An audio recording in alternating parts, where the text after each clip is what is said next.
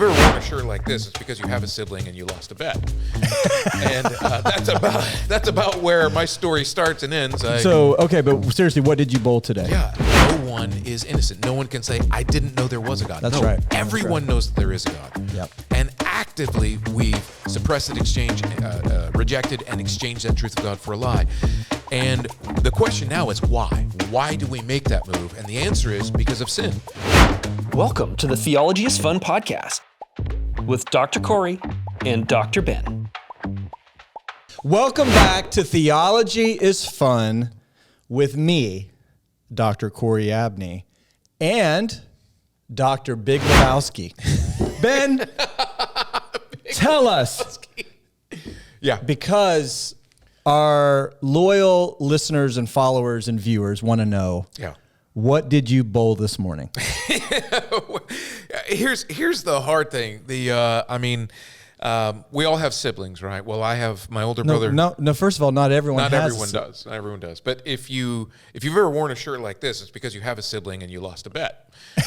And that's about where my story starts and ends. But seriously, what did you bowl today? Yeah, I did you crack 200? I can never crack 200. I'm not a good bowler. Do you bowl left-handed or right-handed? I bowl left-handed. Do you write left-handed? I write left-handed. Okay. But I was born right-handed. There's a story there, probably. For another day. Another day. Okay. Yeah. So you did not bowl today. This is a gift from your brother? It's a gift, but I feel like it's a Trojan horse gift. He sent me a shirt. We made a deal. He said, if I send you a shirt, will you send me a book? And we made an exchange. And he also said, you have to promise that you'll wear it on the podcast. Little did I know that I would be wearing some... This is amazing. I love it. I would like one. So Bruce, send man Corey Bruce one. This episode is in honor of you. And for those of you who might be listening and not watching, I'll just say go to YouTube. You don't want to miss Ben's shirt. Yeah, it is special. I think special's the word. No, it's special. Yeah. So we're glad to have you back here on the podcast. And Ben, you can just tell us excited. I am very excited. With his bowling shirt. Yeah. And we're going to pivot a little bit because we've been talking about spiritual gifts, tongues, and all the rest, but Ben got roasted. I did. There were some comments, and those of you who were posting them, thank you. I mean, Ben got Are you eating from the tree of the knowledge of good and evil, Ben?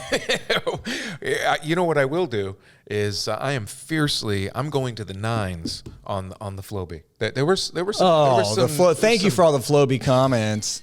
Yeah, that was good. But someone commented that Ben must be eating from the tree of knowledge of good and evil. Did you break through the invisible swordsman? I tried.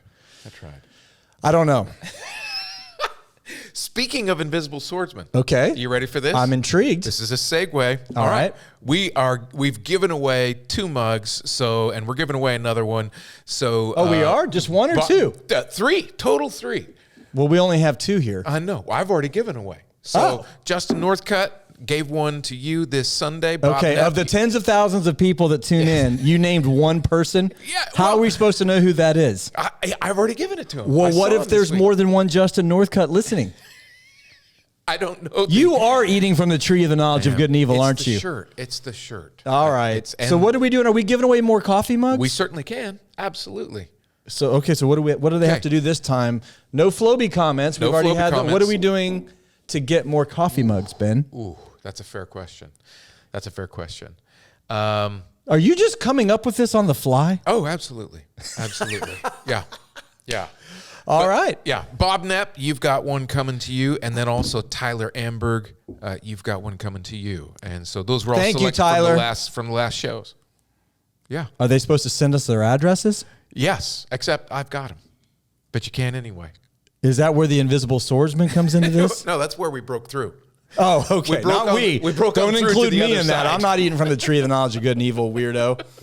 All right, so we're thrilled to have you along with us. We're going to talk about the nature of Revelation. Not the book of Revelation.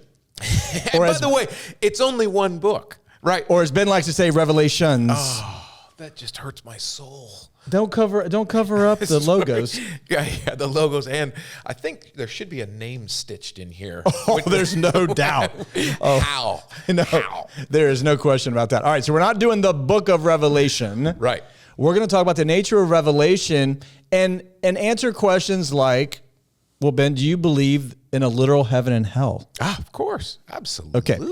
And you believe that people will go to heaven, some, and some will go to hell? Absolutely. Without question. Do you? Of course. Okay. More will go to hell than heaven.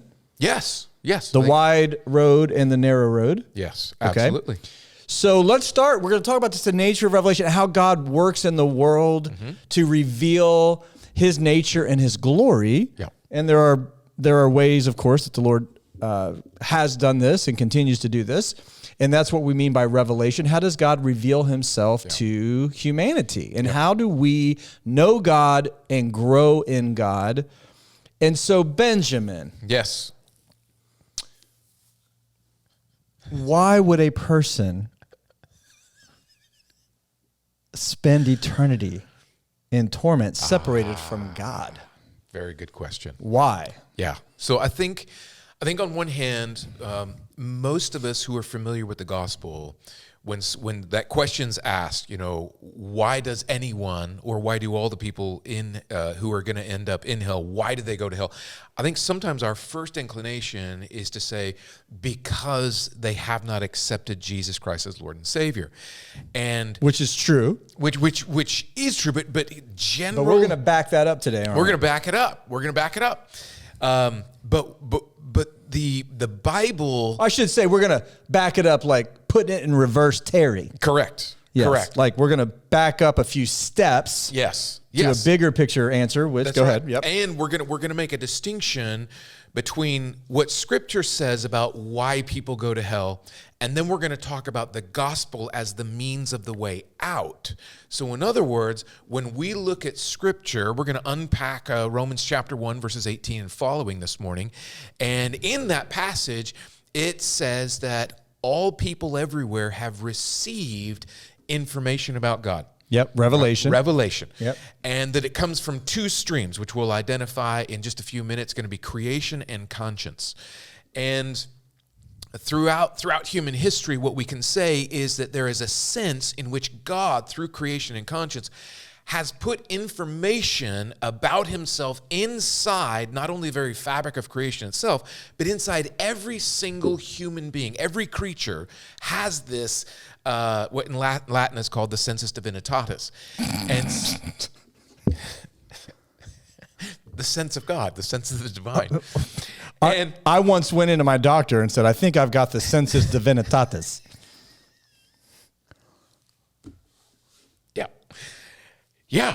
Yeah, that can happen. That can happen.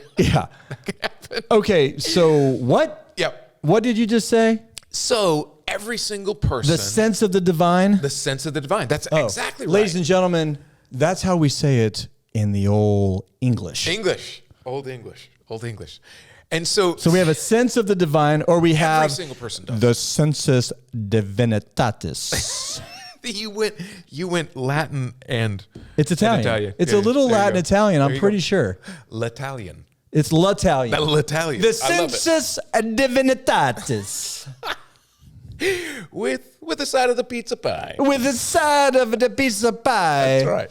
And so everyone has a sense of the divine. The sense of the divine. Does the man on the island in a remote part of the world raising his family on pine cones and leaf branches? Yes, absolutely. He has both. You know what I would say? He has a case of the sensus divinitatis.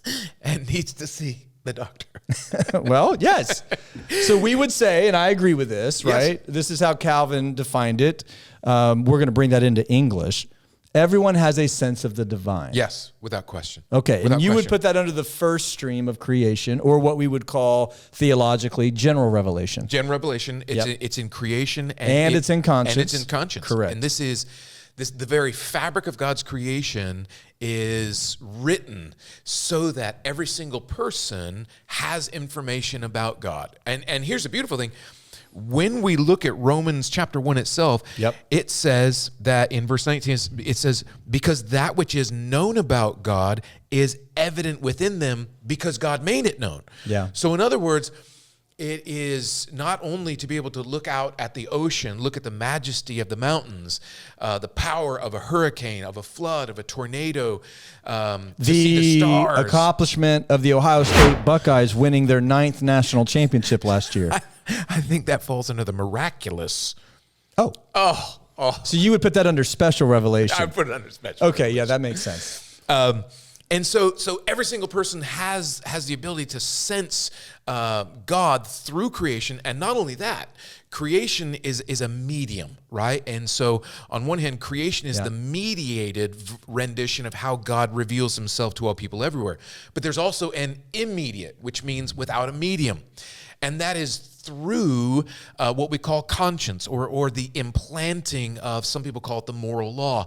But another way to understand it is this: that there has never been a moment in someone's life, whether they've lived 20 years, 50 years, 100 years, whether they're asleep, whether they're in a coma, it doesn't matter, that God has been revealing himself to them directly to their soul, to their conscience, his attributes, his power, his love, his grace, his mercy, the fact that he is creator, that he created them and has sustained all of creation.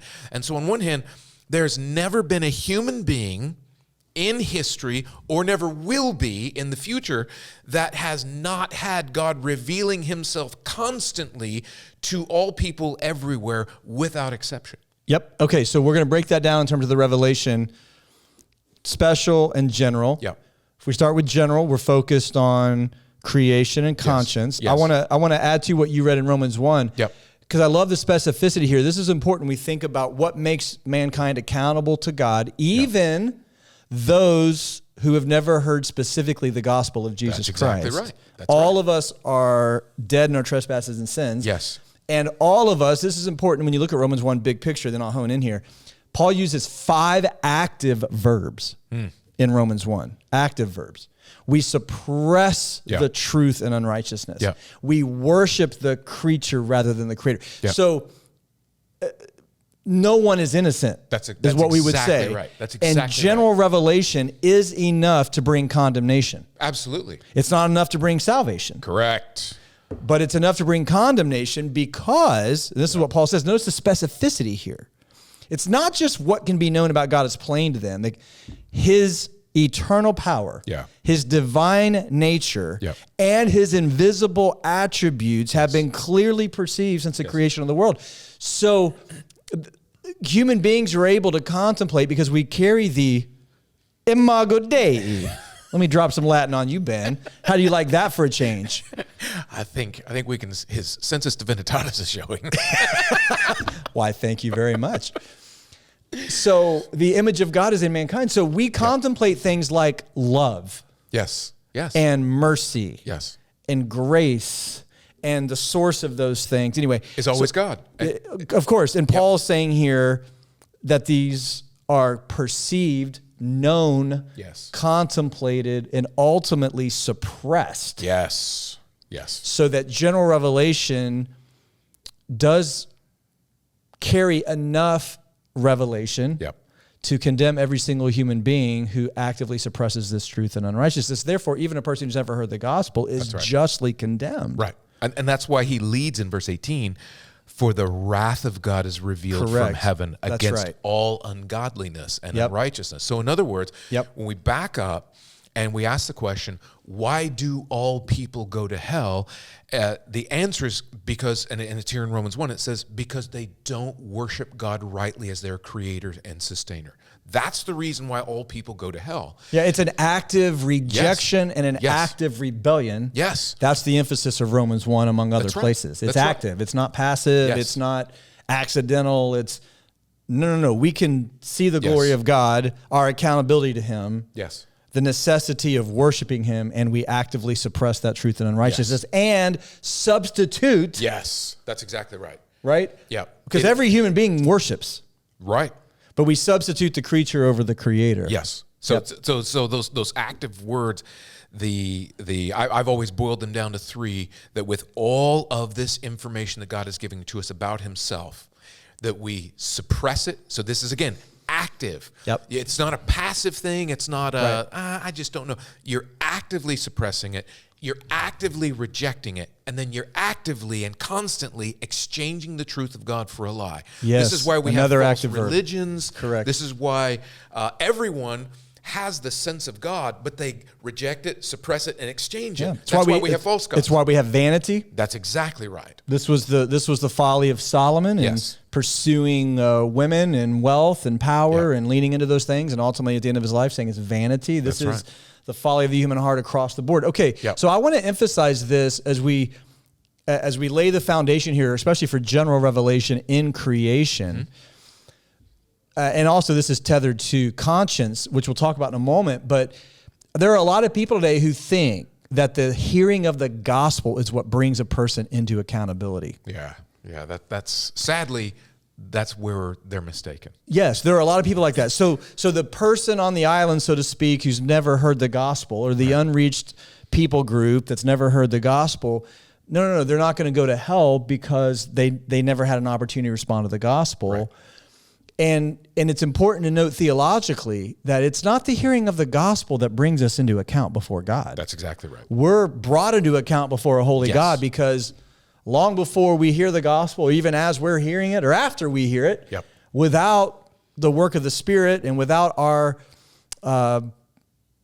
humble faith, right, to repent of sin and embrace the substitutionary sacrifice of Christ, we're actively suppressing that truth, whether we've heard the gospel specifically or not. That's right. And that's Paul's point in Romans 1. That is enough to condemn a person. So this is a hard truth in the sense that it's sobering, but there are no innocent people on planet Earth. Right, none. And everyone is justly condemned, whether they've heard the gospel or not.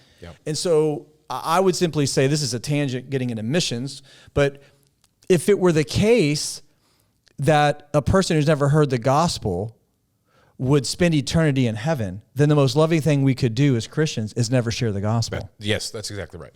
But of course, we have urgency in the sharing of the gospel since the dawn of the church, because every person everywhere under general revelation in creation and conscience is justly condemned because they actively suppress, they actively worship the creature rather than the creator. They actively exchange, right? Yes. So it's just important to note that, because I don't think many people have the appropriate view of depravity with respect to its extent. Right. Yeah. And that's where general revelation is more than just, the mountains declare the glory of God. Well, they do, but no, general revelation gives us not just a foundation of man's accountability, but also urgency in mission. That's exactly right. Yeah. And I like how you brought in the understanding of sin. So in other words, God has always revealed himself to every single human being. So that's why no one, right? Paul says it. We hold to this. No one is innocent. No one can say, I didn't know there was a God. That's right. Everyone knows that there is a God. Yep. And actively we've suppressed it, rejected and exchanged that truth of God for a lie. And the question now is why? Why do we make that move? And the answer is because of sin.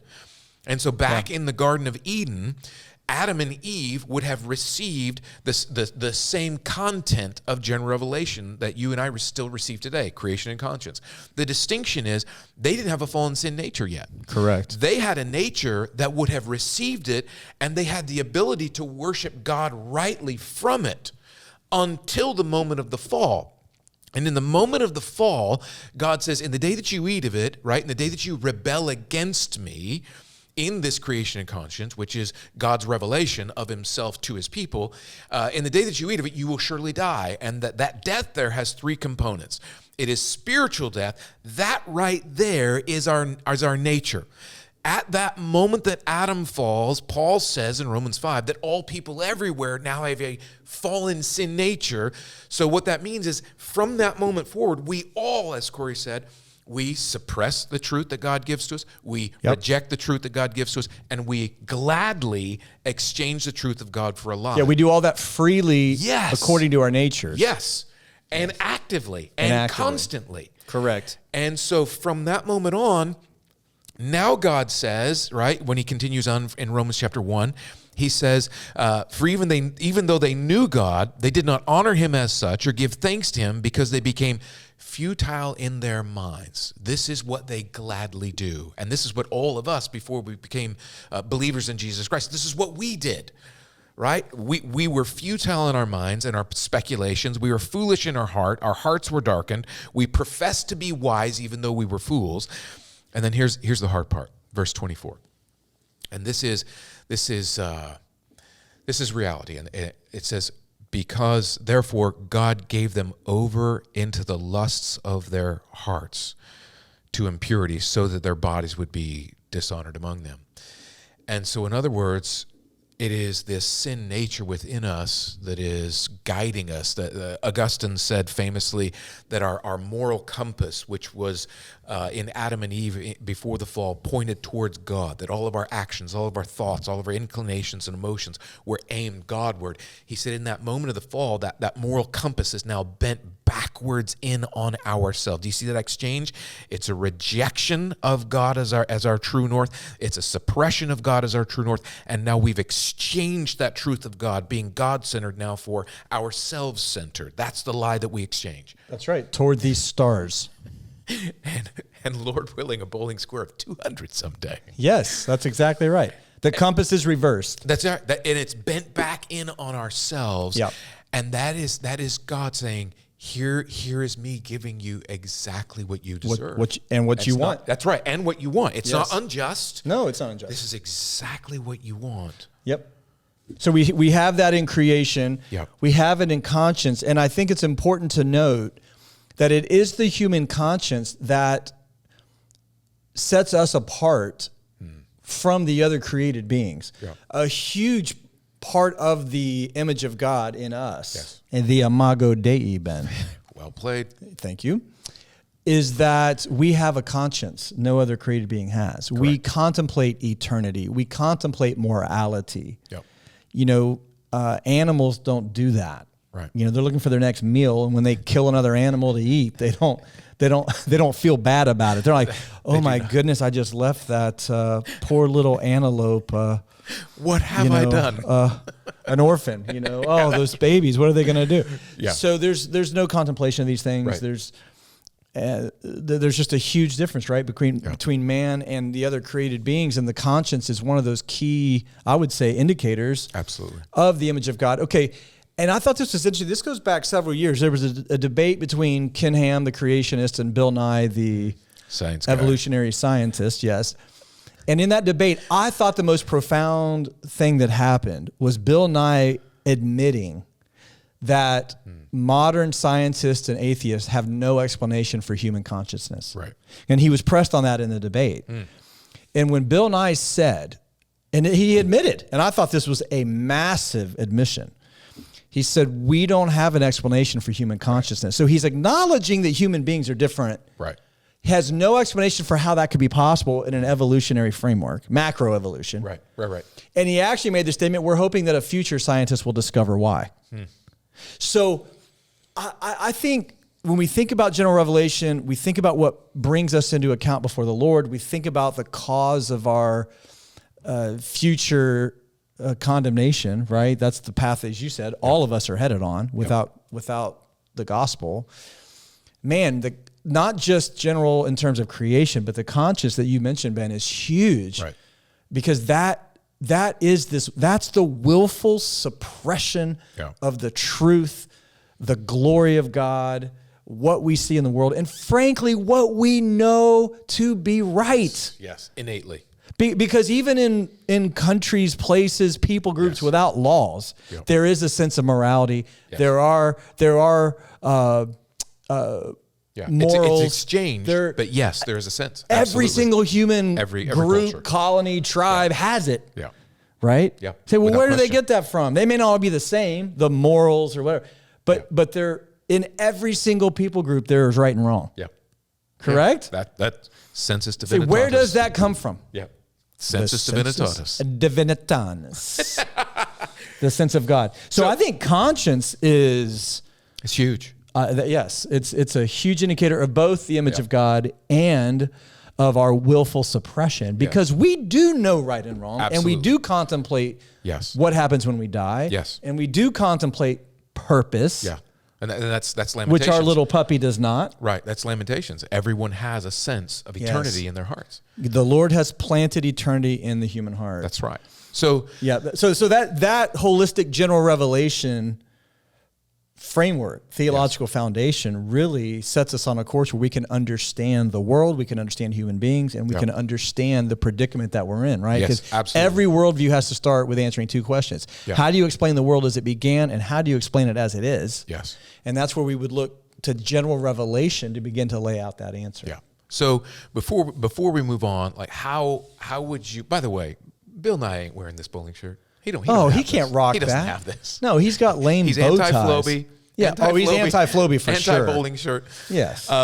But if you had to give the distinction of content, so in other words, we're gonna define special revelation, probably another episode. But there's something in special revelation that is not in general revelation. So how would you start the discussion on what content is in general revelation? I would start the conversation by using the word general. Okay. No, excellent. Yes. Excellent. Okay. And that's why we call it general revelation.